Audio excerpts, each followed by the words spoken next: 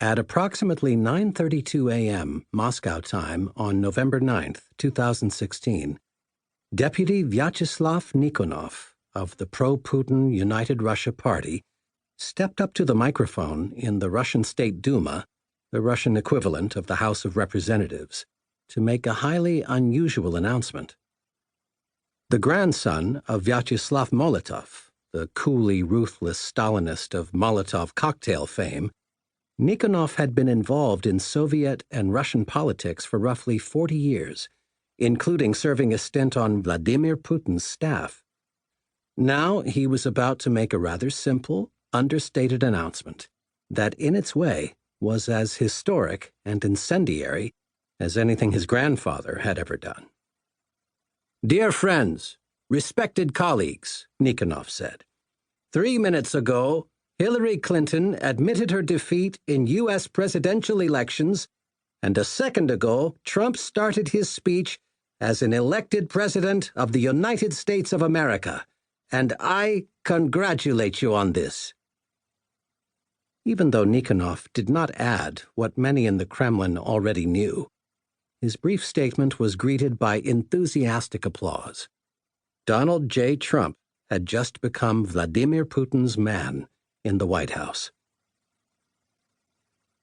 This book tells the story of one of the greatest intelligence operations in history, an undertaking decades in the making, through which the Russian Mafia and Russian intelligence operatives successfully targeted, compromised, and implanted either a willfully ignorant or an inexplicably unaware Russian asset in the White House as the most powerful man on earth.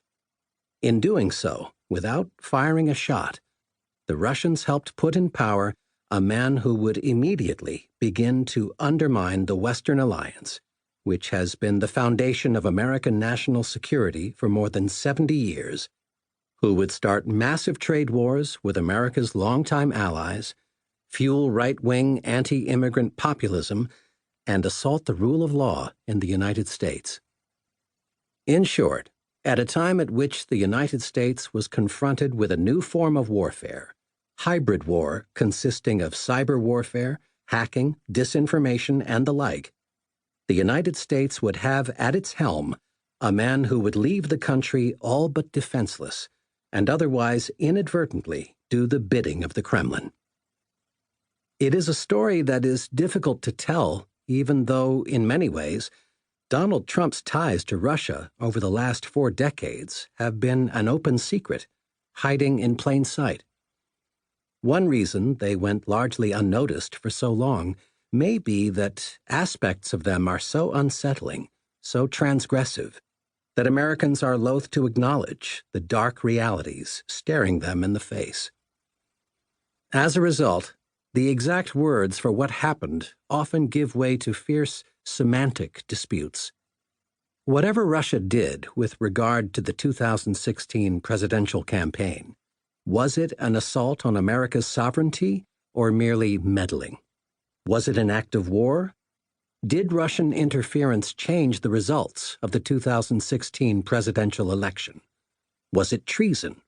Is Donald Trump a traitor, a Russian agent, or merely a so-called useful idiot who somehow, through willful blindness or colossal ignorance, does not even know how he has been compromised by Russia?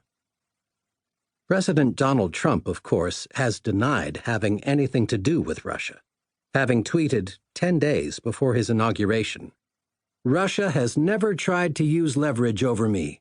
I have nothing to do with Russia. No deals, no loans, no nothing." But as this book will show, over the last 4 decades, President Donald Trump and his associates have had significant ties to at least 59 people who facilitated business between Trump and the Russians, including relationships with dozens who have alleged ties to the Russian Mafia.